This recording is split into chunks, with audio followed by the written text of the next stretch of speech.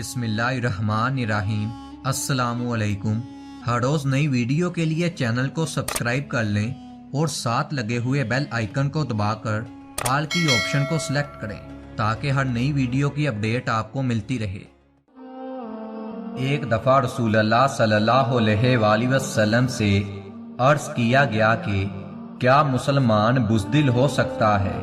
آپ صلی اللہ علیہ وآلہ وسلم نے فرمایا ہاں، مسلمان میں یہ کمزوری ہو سکتی ہے۔ پھر آپ سے عرض کیا گیا کیا مسلمان بخیل ہو سکتا ہے؟ آپ صلی اللہ علیہ وآلہ وسلم نے فرمایا ہاں، مسلمان میں یہ بھی کمزوری ہو سکتی ہے۔ پھر آپ صلی اللہ علیہ وآلہ وسلم سے عرض کیا گیا کیا مسلمان کذاب یعنی بہت جھوٹا ہو سکتا ہے؟ آپ صلی اللہ علیہ وآلہ وسلم نے فرمایا کہ نہیں، یعنی ایمان کے ساتھ جھوٹ کی ناپاک عادت جمع نہیں ہو سکتی اور ایمان جھوٹ کو برداشت نہیں کر سکتا۔ مطلب یہ ہے کہ بخل اور بزدلی اگرچہ بری عادتیں ہیں، لیکن یہ دونوں انسان کی کچھ ایسی فطری کمزوریاں ہیں کہ ایک مسلمان میں بھی ہو سکتی ہے، لیکن جھوٹ کی عادت میں اور ایمان میں ایسی منافات ہے کہ یہ ایک ساتھ جمع نہیں ہو سکتے۔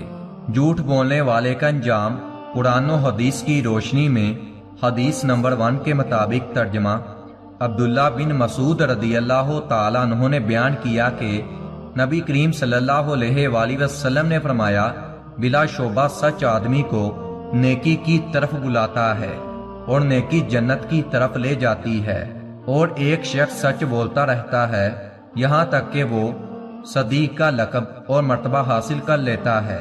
بلا شبہ جھوٹ برائی کی طرف لے جاتا ہے اور برائی جہنم کی طرف، اور ایک شخص جھوٹ بولتا رہتا ہے یہاں تک کہ وہ اللہ کے یہاں بہت جھوٹا لکھ دیا جاتا ہے۔ صحیح بخاری حدیث نمبر 6094۔ حدیث نمبر 2 ترجمہ حضرت ابو ہریرہ رضی اللہ تعالیٰ عنہ سے روایت ہے کہ رسول اللہ صلی اللہ علیہ وآلہ وسلم نے فرمایا منافق کی 3 نشانیاں ہیں۔ جب وہ بولتا ہے جھوٹ بولتا ہے، جب وہ وعدہ کرتا ہے تو وعدہ خلافی کرتا ہے، اور جب اسے امین بنایا جاتا ہے تو وہ خیانت کرتا ہے۔ صحیح بخاری حدیث نمبر 6095۔ حدیث نمبر 3 ابو امامہ رضی اللہ تعالیٰ عنہ کہتے ہیں کہ رسول اللہ صلی اللہ علیہ وآلہ وسلم نے فرمایا میں اس شخص کے لیے جنت کے اندر ایک گھر کا ضامن ہوں جو لڑائی جھگڑا ترک کر دے، اگرچہ وہ حق پر ہو، اور جنت کے بیچوں بیچ ایک گھر اس شخص کے لیے جو جھوٹ بولنا چھوڑ دے گا، اگرچہ وہ ہنسی مذاق میں ہی کیوں نہ ہو، اور جنت کی بلندی میں ایک گھر اس شخص کے لیے جو خوش خلق ہو۔ ابو داؤد حدیث نمبر 4800۔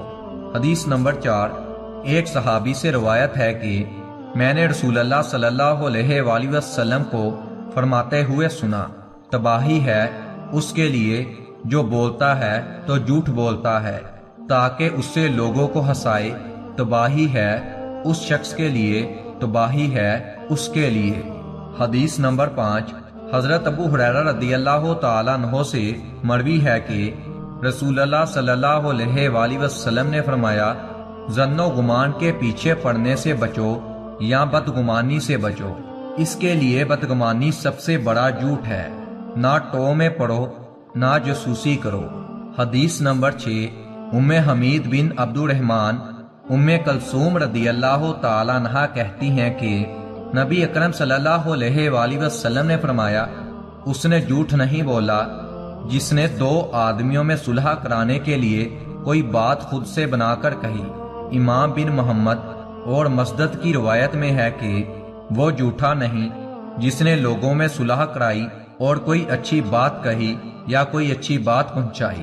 حدیث نمبر 7 ترجمہ ام کلثوم بنت عقبہ رضی اللہ تعالی عنہا کہتی ہیں میں نے رسول اللہ صلی اللہ علیہ وآلہ وسلم کو کسی بات میں جھوٹ بولنے کی اجازت دیتے نہیں سنا سوائے 3 باتوں کے۔ رسول اللہ صلی اللہ علیہ وآلہ وسلم فرماتے تھے میں اسے جھوٹا شمار نہیں کرتا، ایک یہ کہ گویا لوگوں کے درمیان وہ صلح کرائے اور کوئی بات بنا کر کہے اور اس کا مقصد اس سے صرف صلح کرانی ہو، دوسرا یہ کہ ایک شخص جنگ میں کوئی بات بنا کر کہے، تیسرا یہ کہ ایک شخص اپنی بیوی سے کوئی بات بنا کر کہے اور بیوی اپنے شوہر سے کوئی بات بنا کر کہے۔